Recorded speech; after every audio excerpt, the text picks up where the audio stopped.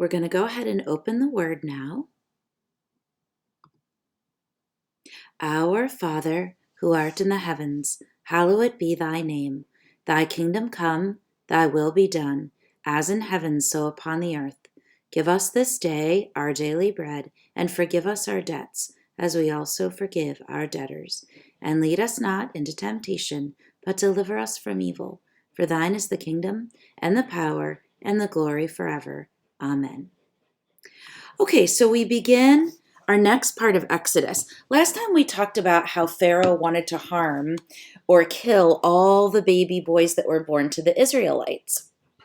Well, what happened was that Moses' mom put him in the river in a basket, and Pharaoh's daughter found Moses.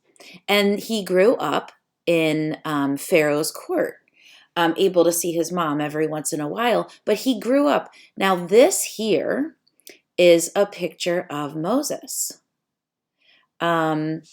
So if you look at Moses here, you can tell he's dressed nicely. Do you remember the clothing of his parents? It was all torn up and looked more like this. Well, this is Moses right here. He's all dressed. You can see the gold trim. You can tell he's grown up and fit with Pharaoh as Pharaoh's son. So it looks like Moses is doing something here. So one day, Moses goes out and he walks around the town. And he happens to see one of the Egyptians beating one of the children of Israel, one of the Israelites, one of the slaves. He beats him, and he gets so angry that this Egyptian is treating one of his brethren, we call them, relatives, one of the people he's related to, because he's also knows that he's one of the children of Israel. He gets so angry that he takes this and he actually kills this Egyptian here.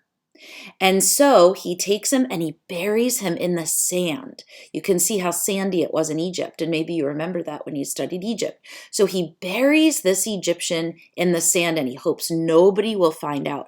Maybe you can think about this. Do you think that makes Moses a bad person or a good person? He killed someone, but he killed them because he was defending one of his brethren. So then we go here. And he goes out the next day and he's walking in the town and he sees these two Israelites arguing over something, we don't know what.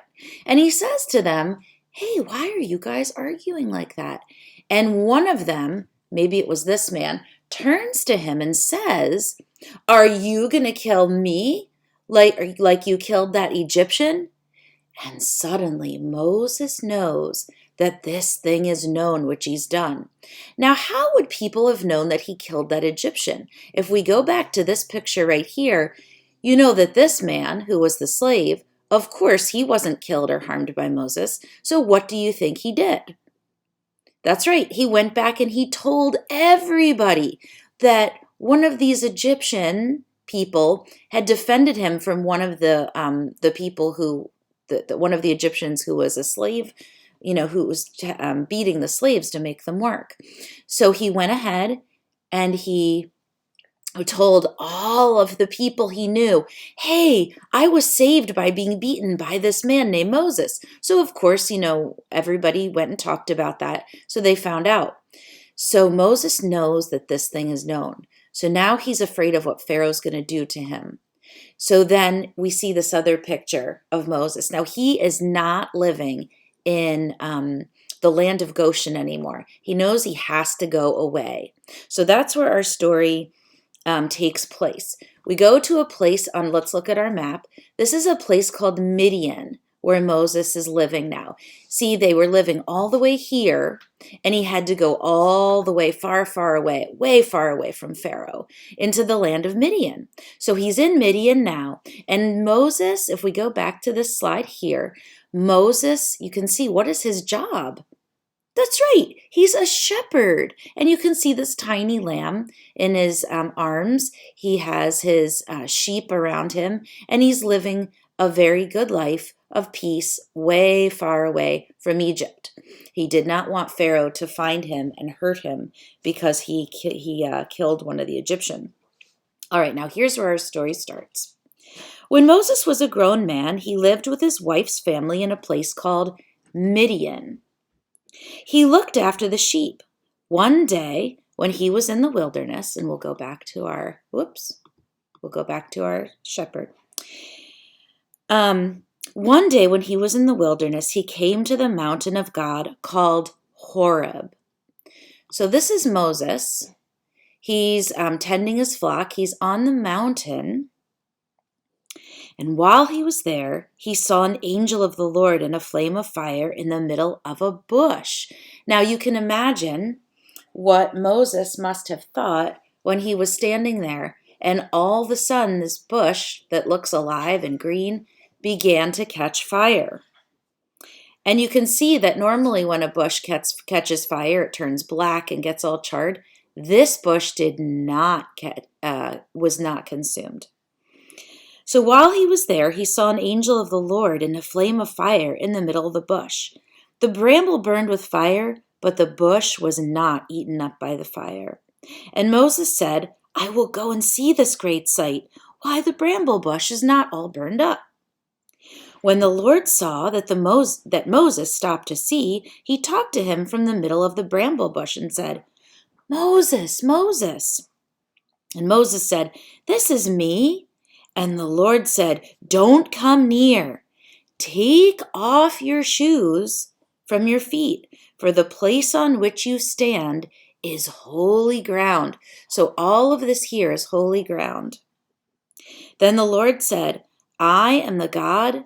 Oh, this is actually the first picture, because see, he has his sandals on here. And then here's the second one. Okay. I am the God of your father, the God of Abraham, the God of Isaac, and the God of Jacob. And Moses hid his face, for he was afraid to look upon the Lord. And the Lord said, I have heard the cries of the children of Israel, and have seen how you have been treated by the Egyptians. Now go, and I will send you to Pharaoh, the king of Egypt, that you may bring my people out of Egypt and take them to the land of Canaan. So this is the land of Canaan, way high up here. So he's now asking Moses to go all the way back to Egypt to face Pharaoh, and then he's asking him to lead the children of Israel to the land of Canaan, right up here. So that seems like a scary thing to do, and we can think about our school theme here too. And the Lord said, but Moses said to God, Who am I that I should go to the king of Egypt? And God said, I will be with you, and I know that the king of Egypt will not allow you to go. So I will put out my hand and hit Egypt with terrible plagues. Afterwards, and I know that the king of Egypt will not let you go, so I will put my hand on and hit Egypt with terrible plagues. Afterwards, he will let you go. Moses said to the Lord, I don't speak well. The Lord said to Moses, Is not Aaron your brother? He shall go with you and speak the words which I have spoken to you. Then Moses and his brother Aaron went to Pharaoh and said, The God of Israel says, Let my people go. But Pharaoh said, I will not let Israel go. Then the Lord sent many terrible plagues upon the Egyptians, and we'll read about that part next time.